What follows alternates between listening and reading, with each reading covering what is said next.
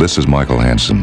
The MindWeb story for this half hour comes from the book Earth in Transit, Science Fiction and Contemporary Problems, a collection edited by Sheila Schwartz and published by Dell. This is Robert Silverberg's story, To See the Invisible Man. And then they found me guilty, and then they pronounced me invisible for a span of 1 year, beginning on the 11th of May in the year of grace 2104. And they took me to a dark room beneath the courthouse to affix the mark to my forehead before turning me loose. 2 municipally paid ruffians did the job. One flung me into a chair and the other lifted the brand. The slab-jawed ape told me, "This won't hurt a bit," as he thrust the brand against my forehead. And there was a moment of coolness, and that was all. And I asked, "What happens now?" But there was no answer, and they turned away from me and left the room without a word. The door remained open. I was free to leave, or to stay and rot as I chose. No one would speak to me or look at me more than once, long enough to see the sign on my forehead. I was invisible. Now, you must understand that my visibility was strictly metaphorical. I still had corporeal solidity. People could see me, but they would not see me. An absurd punishment? Perhaps. But then the crime was absurd too, the crime of coldness, refusal to unburden himself for my fellow man. I was a 4-time offender. The penalty for that was a year's invisibility. The complaint had been duly sworn, the trial held, the brand duly affixed. I was invisible. I went out into the world of warmth. They had already had the afternoon rain. The streets of the city were drying, and there was the smell of growth in the hanging gardens. Men and women went about their business. I walked among them, but they took no notice of me. The penalty for speaking to an invisible man is invisibility. A month to a year or more, depending on the seriousness of the offense. On this, the whole concept depends. I wondered how rigidly the rule was observed. I soon found out. I stepped into a lift shaft and let myself be spiraled up toward the nearest of the hanging gardens. It was 11, the cactus garden, and those gnarled, bizarre shapes suited my mood. I emerged on the landing stage and advanced toward the admissions counter to buy my token. A pasty-faced, empty-eyed woman sat back of the counter. I laid down my coin. Something like fright entered. Her eyes quickly faded, and I said, "1 admission." No answer. People were queuing up behind me. Others were jostling me out of the way, not a word of apology. I began to sense some of the meaning of my invisibility. They were literally treating me as though they could not see me. There are countervailing advantages. I walked around behind the counter and helped myself to a token without paying for it. Since I was invisible, I could not be stopped. I thrust the token in the slot and entered the garden. But the cacti bored me. An inexpressible malaise slipped over me, and I felt no desire to stay. On my way out, I pressed my finger against a jutting thorn and drew blood. The cactus, at least, still recognized my existence, but only to draw blood. I returned to my apartment. My books awaited me, but I felt no interest in them. I sprawled out on my narrow bed and activated the Energizer to combat the strange lassitude that was afflicting me. I thought about my invisibility. It would not be such a hardship, I told myself. I had never depended overly on other human beings. Indeed, had I not been sentenced in the first place for my coldness toward my fellow creatures? So what need did I have of them now?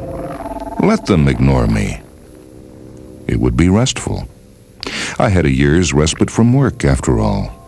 Invisible men did not work. How could they? Who would go to an invisible doctor for a consultation? Or who would hire an invisible lawyer to represent him? Or give a document to an invisible clerk to file? No work then. No income, of course, either. But landlords did not take rent from invisible men. Invisible men went where they pleased, at no cost. I had just demonstrated that at the Hanging Gardens. Invisibility would be a great joke on society, I felt. They had sentenced me to nothing more dreadful than a year's rest cure. I was certain I would enjoy it. But there were certain practical disadvantages. On the first night of my invisibility, I went to the city's finest restaurant. I would order their most lavish dishes, a 100-unit meal, and then conveniently vanish at the presentation of the bill. Well, my thinking was muddy. I never got seated. I could go into the kitchen. I could help myself to anything I pleased.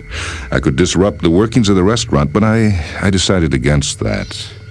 Society had its ways of protecting itself against invisible ones.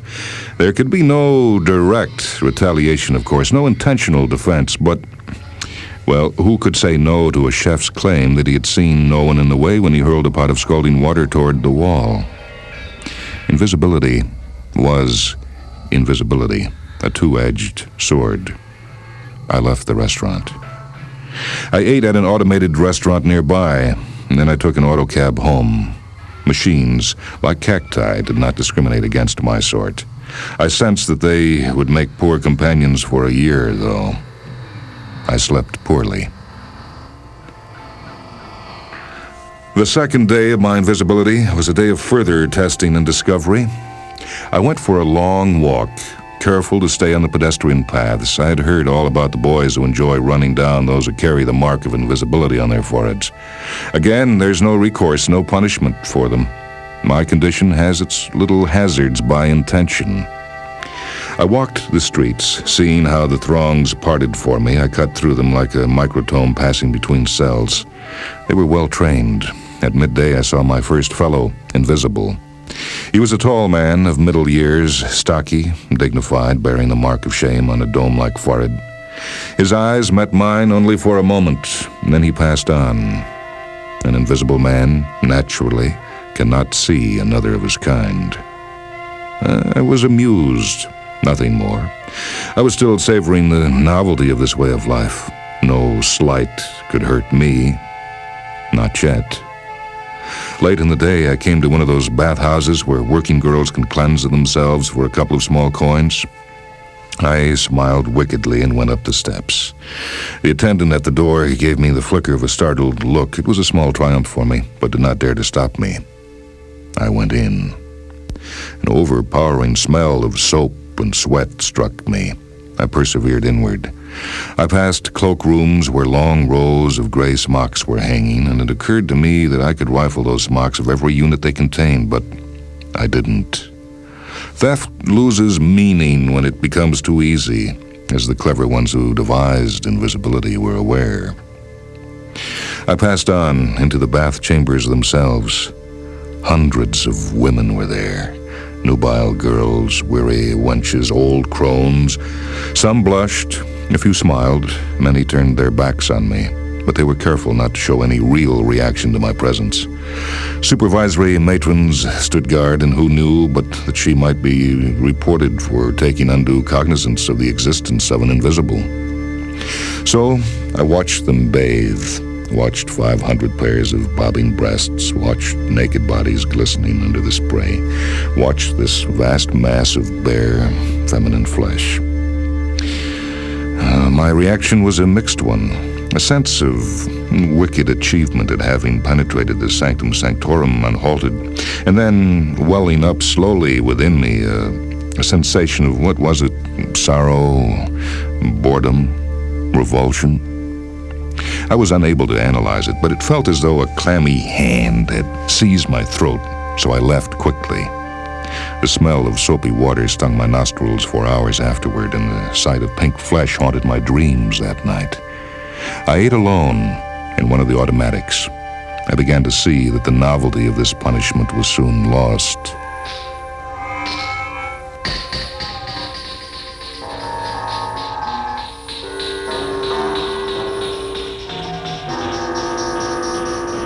In the third week, I fell ill. It began with a high fever, then pains of the stomach, vomiting, the rest of the ugly symptomatology. And by midnight, I was certain I was dying. The cramps were intolerable, and when I dragged myself to the toilet cubicle, I caught sight of my face in the mirror, distorted, greenish, beaded with sweat. The mark of invisibility stood out like a beacon in my pale forehead. For a long time, I lay on the tiled floor, limply absorbing the coolness of it. And then I thought, what if it's my appendix? That ridiculous, obsolete, obscure, prehistoric survival, inflamed and ready to burst. I needed a doctor. The phone was covered with dust. They had not bothered to disconnect it, but I had not called anyone since my arrest, and no one had dared call me. The penalty for knowingly telephoning an invisible man is invisibility. My friends, such as they were, had stayed far away. I grasped the phone and thumbed the panel. It lit up, and the directory robot said, "With whom do you wish to speak, sir?" "Doctor," I gasped. "Certainly, sir."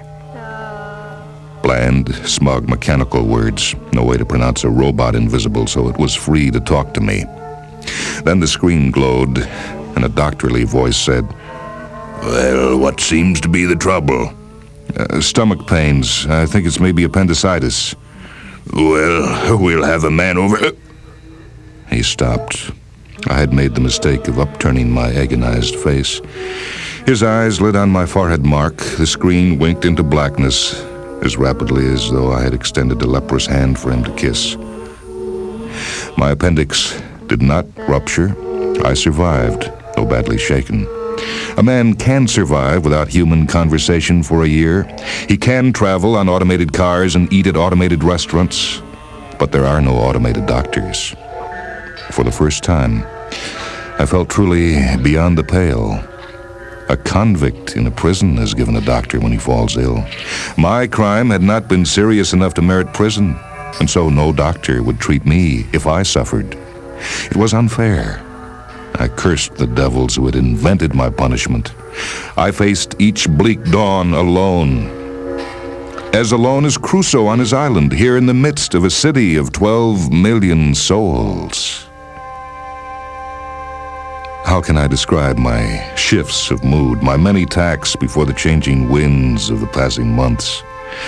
There were times when invisibility was a joy, a delight, a treasure. In those paranoid moments, I gloried in my exemption from the rules that bound ordinary men. I stole.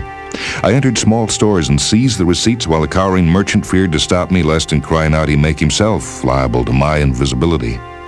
If I had known that the state reimbursed all such losses, I might have taken less pleasure in it, but I stole. I invaded. The bathhouse never tempted me again, but I breached other sanctuaries. I entered hotels and walked down the corridors, opening doors at random. Most rooms were empty. Some were not. Godlike, I observed all. I toughened. My disdain for society, the crime that had earned me invisibility in the first place, heightened. I stood in the empty streets during the periods of rain and railed at the gleaming faces of the towering buildings on every side. "Who needs you?" I would roar. "Not I. Who needs you in the slightest?" I jeered and mocked and railed. It was a kind of insanity brought on, I suppose, by the loneliness. I entered theaters where the happy lotus eaters sat slumped in their massage chairs, transfixed by the glowing tridim images. I capered down the aisles. No one grumbled at me. The luminescence of my forehead told them to keep their complaints to themselves, and they did. Those were the mad moments, the good moments, the moments when I towered 20 feet high and strode among the visible clods with contempt oozing from every pore. Those were insane moments, I admit that freely. A man who has been in a condition of involuntary invisibility for several months is not likely to be well balanced. Did I call them paranoid moments? Manic depressive might be more to the point. The pendulum swung dizzily. The days when I felt only contempt for the visible fools all around me, they were balanced by days when the isolation pressed intangibly on me. I would walk the endless streets, pass through the gleaming arcades, stare down at the highways with their streaking bullets of gay colors. Not even a beggar would come up to me. Did you know we had beggars in our shining century? Not till I was pronounced invisible did I know it, for then my long walks took me to the slums where the shine has worn thin and where the shuffling, stubble-faced old men beg for small coins. No one begged for coins from me. Once a blind man came up to me. "For the love of God," he wheezed, "help me to buy new eyes from the eye bank." Those were the first direct words any human being had spoken to me in months.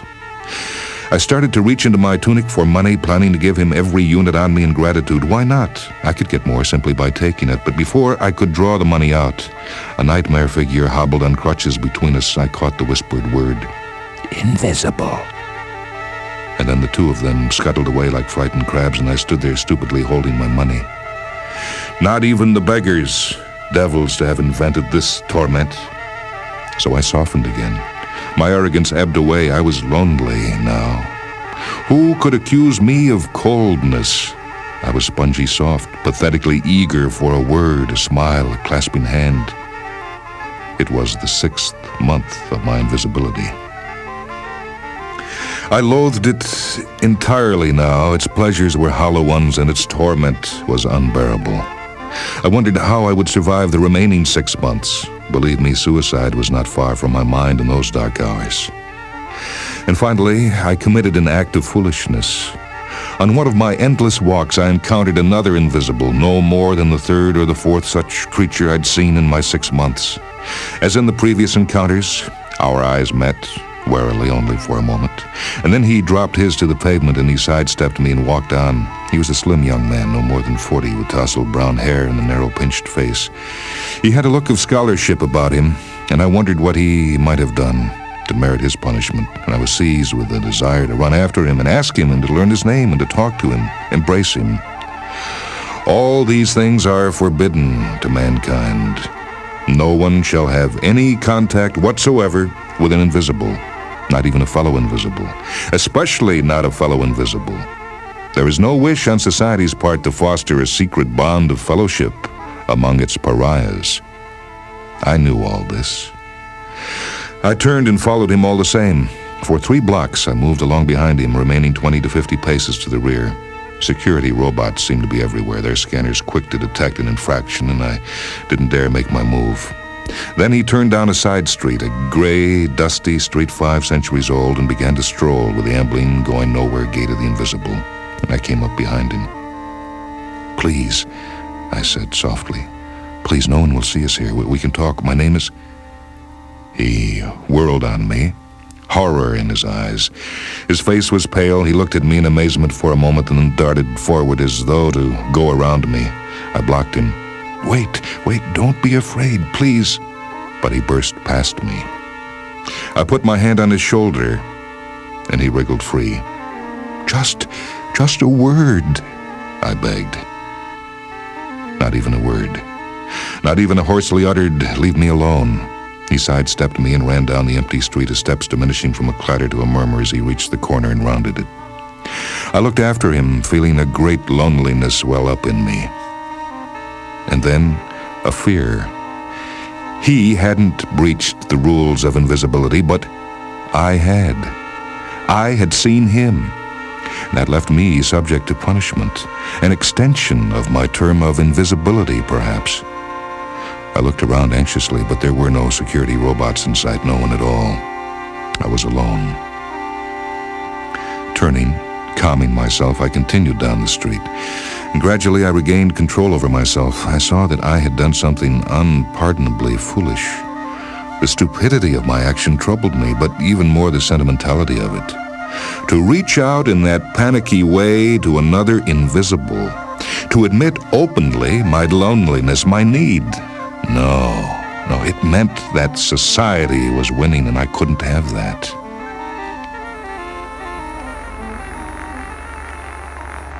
The 8th month passed, the 9th, the 10th. The seasonal round had made nearly a complete turn. Spring had given way to a mild summer, summer to a crisp autumn, autumn to winter with its fortnightly snowfall still permitted for aesthetic reasons. The winter had ended now. In the parks, the trees sprouted green buds. The weather control people stepped up the rainfall to thrice daily. My term was drawing to its end. In the final months of my invisibility, I had slipped into a kind of torpor. My mind, forced back on its own resources, no longer cared to consider the implications of my condition, and I slid in a blurred haze from day to day. I read compulsively, but unselectively. Aristotle one day, the Bible the next, a handbook of mechanics the next. I retained nothing. As I turned a fresh page, its predecessor slipped from my memory. I no longer bothered to enjoy the few advantages of invisibility, the voyeuristic thrills, the minute throb of power that comes from being able to commit any act with only limited fear of retaliation. I say limited because the passage of the Invisibility Act had not been accompanied by an act repealing human nature. Few men would not risk invisibility to protect their wives or children from an invisible one's molestations. No one would coolly allow an invisible to jab out his eyes. No one would tolerate an invisible's invasion of his home. There were ways of coping with such infringements without appearing to recognize the existence of the invisible, as I've mentioned before. Still, it was possible to get away with a great deal. I declined to try. Somewhere Dostoevsky has written, "Without God, all things are possible." I can amend that. To the invisible man, all things are possible and uninteresting. So it was. The weary months passed. I did not count the minutes till my release. To be precise, I wholly forgot that my term was due to end. On the day itself, I was reading in my room, morosely turning page after page when the annunciator chimed. It had not chimed for a full year. I'd almost forgotten the meaning of the sound. But I opened the door. There they stood, the men of the law. Wordlessly, they broke the seal that held the mark to my forehead. The emblem dropped away and shattered. "Hello, citizen," they said to me. I nodded gravely. Yes, hello. "May 11th, 2105, your term's up. You're restored to society. You've paid your debt." "Yeah, thank you." "Come out for a drink with us, huh?" "I'd sooner not." "Oh, it's the tradition. Come along." So I went with him. My forehead felt strangely naked now, and I glanced in a mirror to see that there was a pale spot where the emblem had been. They took me to a bar nearby and treated me to synthetic whiskey, raw, powerful. The bartender grinned at me. Someone on the next stool clapped me on the shoulder and asked me who I liked in tomorrow's jet races, and I had no idea, and I said so. "Hey, you mean it? I'm back in Kelso 4-1, but he's got terrific spurt power." "I'm sorry," I said. He's been away for a while," one of the government men said softly. The euphemism was unmistakable. My neighbor glanced at my forehead and nodded at the pale spot. He offered to buy me a drink, too. I accepted, though I was already feeling the effects of the first one. I was a human being again. I was visible. I did not dare snub him anyway. It might have been construed as the crime of coldness once again. My fifth offense would have meant 5 years of invisibility. I had learned humility. Returning to visibility involved an awkward transition, of course. Old friends to meet, lame conversations to hold, shattered relationships to renew. I had been in exile in my own city for a year, and coming back was not easy. But I persevered, for I was no longer the same haughty, aloof person I had been before my conviction. I had learned humility in the hardest of schools. Now and then I noticed an invisible on the streets, of course. It was impossible to avoid them. But trained as I had been trained, I quickly glanced away as though my eyes had come momentarily to rest on some shambling, festering horror from another world. It was in the 4th month of my return to visibility that the ultimate lesson of my sentence struck home, though. I was in the vicinity of the city tower, having returned to my old job in the documents division of the municipal government. I had left work for the day and was walking toward the tubes when a hand emerged from the crowd and caught my arm. "Please," the soft voice said. "Please, wait a minute. Don't be afraid." I looked up, startled. In our city, strangers do not accost strangers. I saw the gleaming emblem of invisibility on the man's forehead. Then I recognized him. The slim boy I had accosted more than half a year before on that deserted street. He had grown haggard.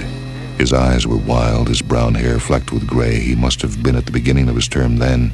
Now he must have been near its end. He held my arm.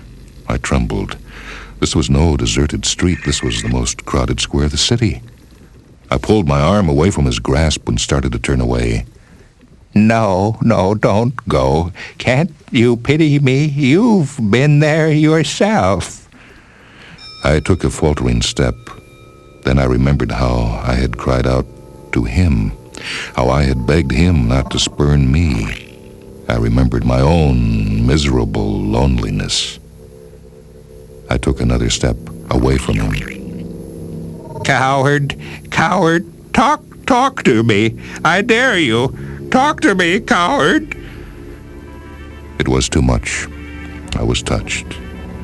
Sudden tears stung my eyes, and I turned to him, stretched out a hand to his. I caught his thin wrist. The contact seemed to electrify him. A moment later, I held him in my arms, trying to draw some of the misery from his frame to mine. The security robots closed in, surrounding us. He was hurled to one side. I was taken into custody. They will try me again. Not for the crime of coldness this time, but for the crime of warmth. Perhaps they will find extenuating circumstances and release me. Perhaps not. I do not care. If they condemn me, this time I will wear my invisibility like a shield of glory.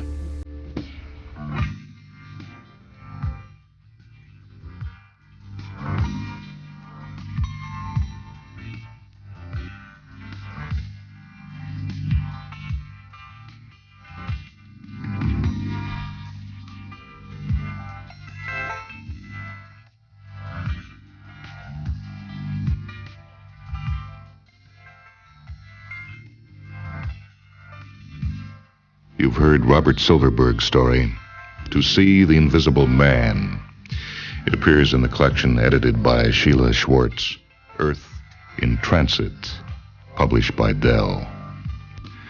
This is Michael Hansen. Technical operation for this program by Phil Coravol. Mindwebs is a production of WHA Radio in Madison, a service of University of Wisconsin Extension.